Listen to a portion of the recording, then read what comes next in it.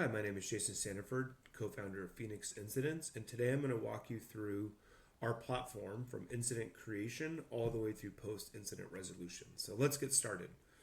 The first thing that you will do is when there's an issue is create an incident in Jira. You can also do it through a Slack bot. And this kicks off the entire incident workflow management process. So we'll select our impacted product, our severity type. When we create it, the first thing that's going to happen is you'll see in Jira, our kind of chat ops side of the house will publish this incident to a public channel that we encourage everybody in the company to join, as well as it will initiate a page through your paging platform, whatever you integrate with, and you'll see the paging here. This happens to be in PagerDuty. If you interact with if your engineers say, hey, yeah, let me confirm this here, then that will actually flow back as well, and you will see that happen over in the primary incident channel.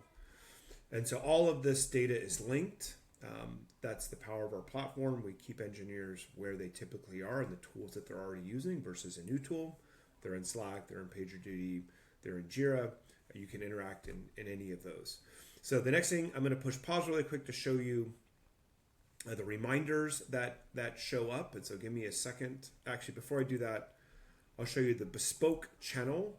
So these are the channels that you can, the engineering would join for the incident. You can see Inc. 762, this is a test.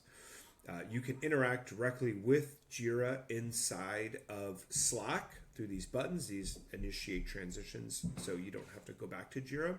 All right, so some time has passed, and you can see there is a reminder. So every transition kind of phase of the workflow for an incident, we have reminders set up with the SLA tied to your severity. So a Sev 1, you can set them whatever you want, Sev 2, different timings.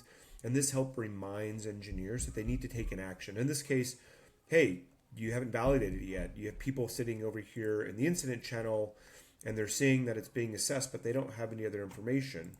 And so let's actually click start fixing. Okay, now in progress.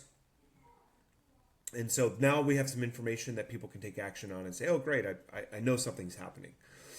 So in the interest of time, I'll move forward. You can set yourself as an IC, you can send updates right away. Again, all of these also have reminders built in, so engineers take the correct action. So if you say, hey, we're still investigating, whatever you send will be visible in the thread over here, which you can see down here. Every kind of action threads in so people can follow along.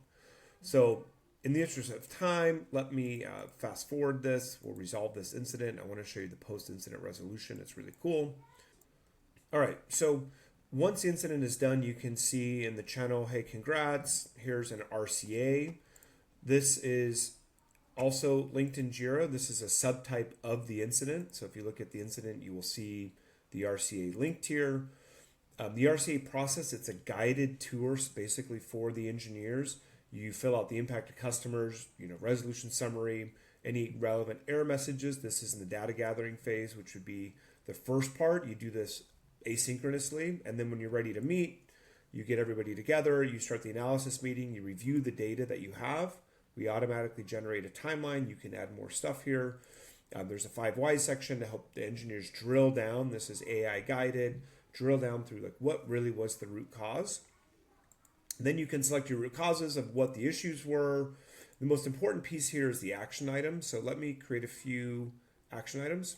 Okay, I've created an action item. You can assign an action item right here if you want to. There's a whole review process that you can go review everything that you just done. And when you're done, you can click complete RCA. So clearly you have to fill all of this information in. Okay, I fast forwarded a bit and filled out and completed this RCA. Now we're in a finalized stage. And if you go to the incident, you'll notice a couple things. One, the incident is a pending mitigation. That's because we have action items. So an incident is not considered closed until all action items are completed. Everything under an incident is linked. So the RCA is linked and all action items are linked across any projects. And this allows us to then do follow-up reminders into the messaging platform like Slack to tell folks, hey, you are out of SLA for your RCA. You have 3 open action items. They needed to be done within 45 days and they're not. And so this really drives accountability. All of this is published to public channels. And this is what helps keep the follow-up action items on top of people's minds, which is really important because usually that's the stuff that gets dropped. Then you have repeat incidents. So the next piece I want to show you that is really helpful and powerful is our reporting. This is where you can come see all of the high-level stats around your incidents closed, action items, your MTTR, MTTA, uptime. You can slice and dice it by any number of products, time frame, and this gives you a snapshot on how healthy is your are your products and how healthy is your incident management response. And so I use this when I was a CTO at a company, often this type of reporting and for board meetings or for any of my quarterly business reviews to help align the teams on how well we're doing or where we need to take better action. That's why in the RCA you fill out root causes. You can see kind of macro trends in the data of, hey, we really have a lot of lack of visibility. We should spend a quarter addressing this and really remove this as a reason why we're having incidents, which should also lead to less incidents.